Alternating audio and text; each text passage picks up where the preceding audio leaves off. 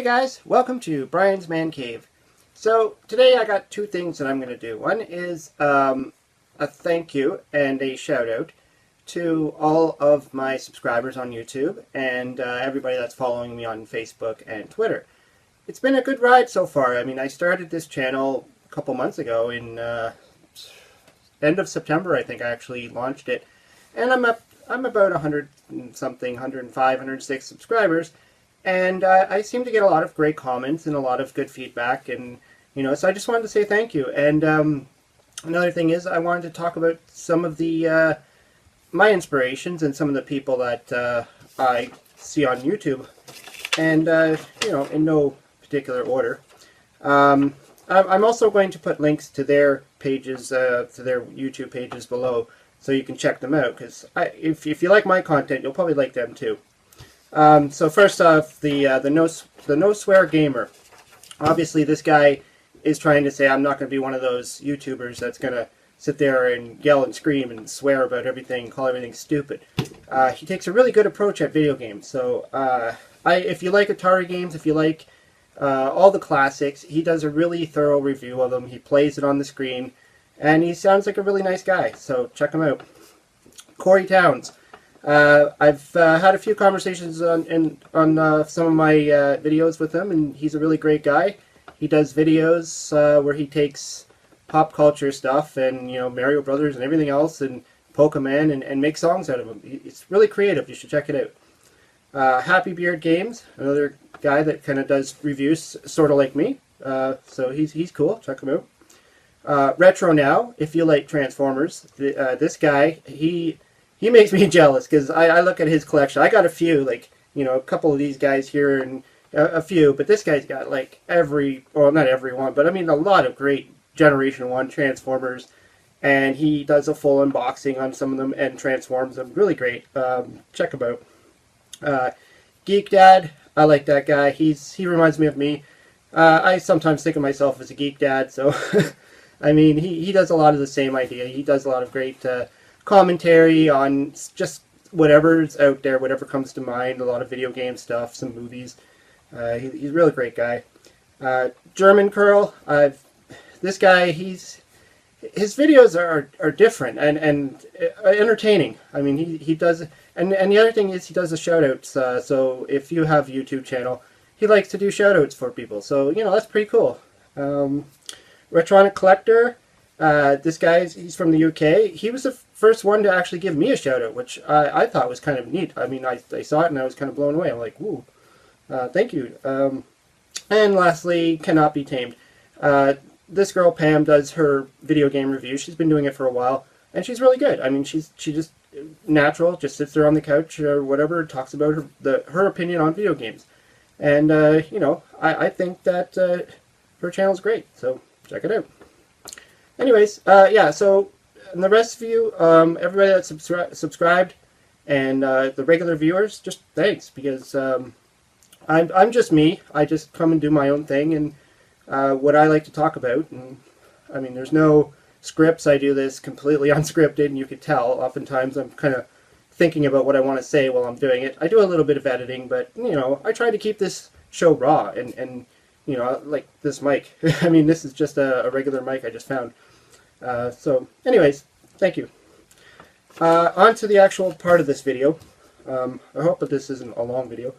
I asked a question a couple days ago about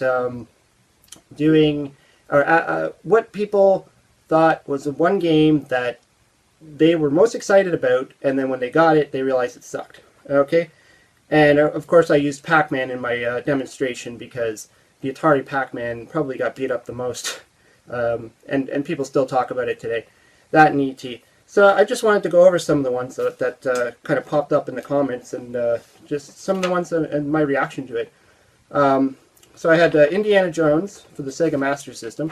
Never played it, but apparently this person thinks it's terrible. A bunch of NES games like Teenage Mutant Ninja Turtles. It's not a bad game. I mean, I remember spending a lot of time playing it. It feels like it's impossible sometimes, but you just gotta know what the right weapons are. Surprisingly, Super Mario Bros. 2. I think because it's just different from the rest of the series, and obviously it wasn't. If you look into the history of it, it wasn't really Super Mario Brothers to begin with. It was a different game, like Doki Panic or something like that. Interesting story. You should probably look it up. A few Atari 2600 games, obviously. Sword Quest, Fire World showed up a few times.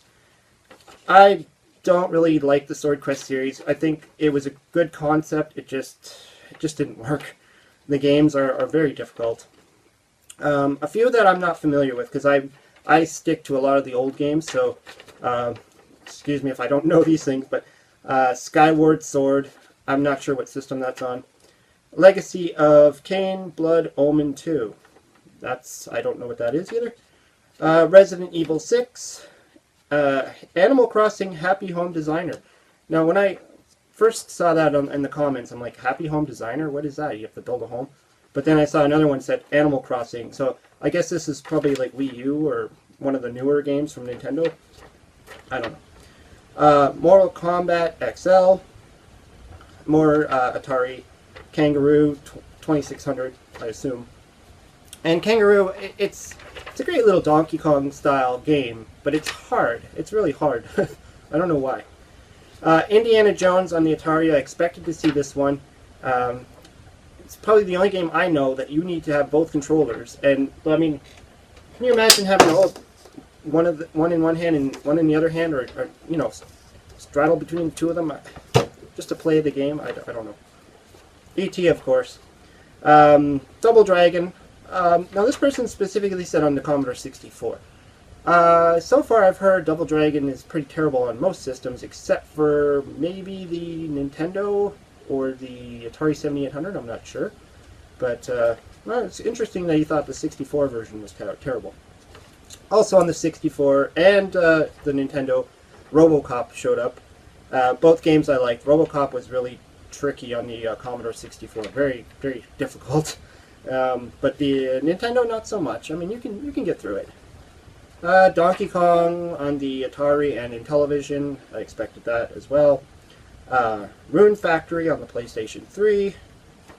Now, these are games that people probably bought thinking they were going to be great, and then when they plugged them in, they were like, what is this crap?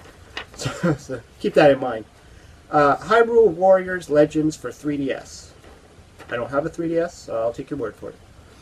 Back to the Future NES. I like everything Back to the Future, so when I got that game, I remember I rented it, and I kind of was on a fence about it. I mean, it stays true to the storyline, so it wasn't too bad. Tricky game. Once you get the hang of it, it's good. This one kind of caught me by surprise. Beam Rider for the Atari 2600. I don't know if this guy was trying to be funny, or if Beam Rider on the 2600 is really crap. I only have it on the ColecoVision, so maybe it is crap on the Atari.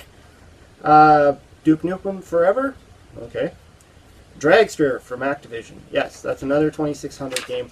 I tried to play that, and all I did successfully was blow up the car, so I can kind of see the frustration there. Title Match Pro Wrestling, that's another Atari game. Ghostbusters on the NES, yes, I can see that. I mean, there's a lot of frustrating levels in that one. If you want a good Ghostbusters game, play the Commodore 64. That's the best one, I think, anyways. Celebrity Deathmatch for the PS2, okay. No Man's Sky, I don't know that game, but I thought that was a popular one, but I don't know. Castlevania 64, okay, sure. Nothing's going to beat the original Castlevania. Shinobi, I'm assuming that would be Sega, whether it's Genesis or Master System, or maybe this person was just like anything with Shinobi in its name. Alpha Protocol on the Xbox 360. Again, that's too modern for me, I don't know. WCW Backstage Assault for the Nintendo 64. Another one that caught me by surprise here is Berserk. On 2600, I'm assuming they mean. That has a lot of fans, so it's weird seeing that one pop up. Pole Position. Pole Position is not bad. And did I mention the... Oh boy. Can't remember if I said... No. The Simpsons wrestling on the PlayStation. That also was I thought it was going to be good. I bought it. It had Simpsons all over it, and I think I played it 3 times and then put it away. It was alright. I probably will never play it again. Anyways, sorry for the long list. I know that I tried to pull out as many as I could that you know, I could gather and that made sense to me. And I mean, it was fun. I liked doing it. I hope you guys liked throwing out your comments. And there's probably still more that can come along. I'll put a link to the first video in case you didn't see it. But anyways, yeah. So this might be my last video of the year. I don't know. I might have some time next week to do it, but I just want to say thanks again to everybody that's watched my videos. And I do also have a Facebook page. You can probably look that up. And I also have a Twitter page. So I'll put everything in the links below and check it out. Anyways, if I don't see you, have a Happy New Year. Whatever you celebrate, your holidays. And see you in the new year. And yeah, thanks.